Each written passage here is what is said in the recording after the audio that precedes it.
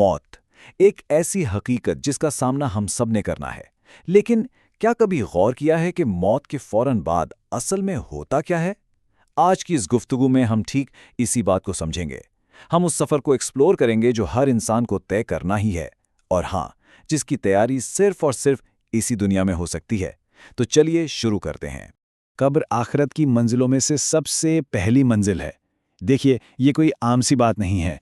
इसका मतलब यह है कि कब्र सिर्फ मिट्टी का ढेर या कहानी का एंड नहीं है, बल्कि ये तो उस नए सफ़र का स्टार्टिंग पॉइंट है जो क़यामत तक और फिर हमेशा हमेशा तक चलने वाला है। अब ज़रा इस मंजर को इमेजिन करें। तदफीन हो चुकी है और मैयत को बिल्कुल अकेला छोड़ दिया गया है। यहाँ जो चीज़ वाकई रोंगटे खड़े कर देने वाली है ना, वो ये है कि ज़राए बताते हैं मुर्दा अपने ही दोस्तों और रिश्तेदारों के वापस लौटते कदमों की आहट को बाकायदा सुनता है, जो वक्त के साथ साथ मध्यम होती जाती है। तन्हाई का वो एहसास कितना शदीद होगा, इसका अंदाज़ा इस दुनिया के शोर-गुल में लगाना वाकई बहुत मुश्किल है। और बस यहीं से शुरू होता है एक बिल्कुल नया फेज़, जिसे हम बरज़ख कहते हैं। असल में ये इस दुनिया और रोज़े क़यामत के बीच का एक वेटिंग पीरियड है। लेकिन याद रखिए, ये कोई बेहोशी वाली हालत नहीं है। यहाँ रूह को जिस्म में वापस लौटा दिया जाता है। यानी इंसान एक एक्टिव हालत में होता है और अपने इर्द गिर्द की हकीकतों को पूरी तरह महसूस कर रहा होता है। लेकिन एक मिनट, कब्र के इन मामलात से पहले ही मौत के वक्त ही दो अलग रास्ते बन जाते हैं। एक तरफ मोमिन की रूह है जो इतनी आसानी से निकलती है जैसे मशकीज़े से पानी का कतरा गिरता है और इसमें से बेहतरीन खुशबू आती है, जबकि दूसरी तरफ जो नाफरमान या काफिर है, उसकी रूह को जिस्म से इस तरह नोच कर निकाला जाता है जैसे गीली ऊन से लोहे की सीखें खींची जाएं।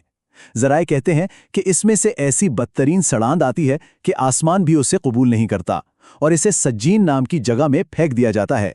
तो अब आगे बढ़ते हैं पहले मरहले की तरफ, यानी फरिश्तों की आमद, मुनकिर और नकीर। रूह के जिस्म में वापस आने के बाद कब्र की इस घोपंधेरी तन्हाई में आखिर अचानक किसकी एंट्री होती है? अगर हम इन फरिश्तों के नामों के मतलब पर गौर करें तो मुनकर और नकीर का मतलब है कुछ ऐसा जो पहले कभी ना देखा गया हो, जो इंतहाई नापसंदीदा या खौफनाक हो। तो ये नाम ही उस आने वाली पूछकछ और उसके डर को पूरी तरह एक्सप्लेन कर देते हैं। और उनकी अपीयरेंस कैसी होती है? जिन ज़राए से तस्वीर कशी करते हैं उसे अपने जहन में लाएं। काले रंग के हैबतनाक फरिश्ते, उनकी नीली आंखें बिल्कुल बिजली की तरह चमकती हैं। उनकी आवाज़ बादलों की गरज जैसी होती है और उनके दांत गाय के सींगों की तरह इतने बड़े होते हैं कि वो ज़मीन को चीरते हुए आते हैं। और उनके हाथ में एक ऐसा भारी लोहे का हथौड़ा होता है जिसे अगर तमाम इंसान और जिन्नात भी मिलकर उठाना चाहें तो हिला तक ना सकें। वाकई ये मंजर सीधा दिल में खौफ बिठा देता है। और अब आता है इस सफ़र का क्लाइमैक्स, वो 3 बुनियादी सवालात। फरिश्ते मैयत को उठाकर बिठा देते हैं और उस ट्रायल का आगाज़ होता है जिसकी तैयारी हमें इस दुनिया में करनी थी। पहला सवाल एक निहायत ही रौबदार और गर्जदार आवाज में आता है, मन रब्बुक, तुम्हारा रब कौन है? ये सवाल इंसान के पूरे वजूद और उसकी जिंदगी की फाउंडेशन को टेस्ट करता है। इसके फौरन बाद बिना किसी पॉज के बिल्कुल इसी इंटेंसिटी के साथ दूसरा सवाल, मा दीनु का, तुम्हारा दीन क्या है? और फिर आखिरी सवाल जो इंसान के अकायद को पूरी तरह परख लेता है, इन शख्स के बारे में तुम क्या कहते हो जो तुम में भेजे गए, यानी नबी सल्लल्लाहु अलैहि वसल्लम के बारे में। ये वो मखसूस लम्हा है जहां आपकी कोई डिग्री, कोई पैसा या कोई सिफारिश काम नहीं आती। यहां सिर्फ और सिर्फ इंसान के आमाल बोलते हैं। यहां से नतीजे सामने आते हैं और रास्ते बिल्कुल अलग हो जाते हैं। मोमिन का अंजाम, मुकाबला काफिर। इन 3 सवालों के जवाबात ही डिसाइड करते हैं कि आगे क्या होगा। एक तरफ वो इंसान है जिसने तैयारी की थी, वो पूरे कॉन्फिडेंस और इत्मीनान से कहता है, मेरा रब अल्लाह है, मेरा दीन इस्लाम है और मोहम्मद सल्लल्लाहु अलैहि वसल्लम अल्लाह के रसूल हैं। लेकिन दूसरी तरफ जिसने दुनिया में इन बातों की परवाह नहीं की, वो डर के मारे कांप उठता है और सिर्फ इतना कहता है, हाय अफसोस, मुझे कुछ नहीं मालूम, मैंने तो बस लोगों को कुछ कहते सुना था। तो इन जवाबात का फिजिकल नतीजा क्या निकलता है? मोमिन के लिए वो तंग कब्र हद निगाह तक वसी यानी फैला दी जाती है। जन्नत का दरवाज़ा खोल दिया जाता है जहाँ से ठंडी हवा और खुशबू आती है और वो आराम से सो जाता है।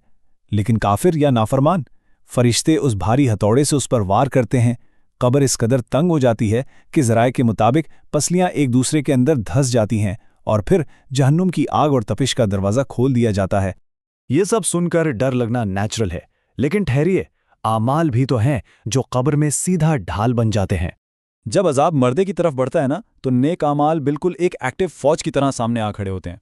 दाएं जानिब से नमाज रास्ता रोक लेती है, बाएं जानिब से रोज़ा ढाल बन जाता है। सर की तरफ से कुरान की तिलावत और जिक्र डिफेंड करते हैं, और पाँव की तरफ से वो कदम ढाल बनते हैं जो जमात के लिए उठे थे। और अगर जहाँ कहीं कोई थोड़ी बहुत कमी रह जाए, तो वहाँ सब्र सामने आकर खड़ा हो जाता है और कहता है कि मैं इस कमी को पूरा करूंगा। यानी अजाब को उस शख्स तक पहुंचने का प्रैक्टिकली कोई रास्ता ही नहीं मिलता। तो बॉटम लाइन ये है कि कब्र की पहली रात और ये सारे मरहले एक ऐसी रियलिटी हैं जिसे फेस करना ही है। बस अपने आप से एक सवाल पूछिए, जब वो दोस्तों और प्यारों के कदमों की आहट बिल्कुल मद्धम पड़ जाएगी और घुप अंधेरा छा जाएगा, उस वक्त एक इंसान के आमाल क्या बोलेंगे? क्या वो ढाल बनकर उसे बचा लेंगे? आज के इस एक्सप्लेनर में यही वो पॉइंट है जिस पर हम सबको ठहर कर सोचना चाहिए।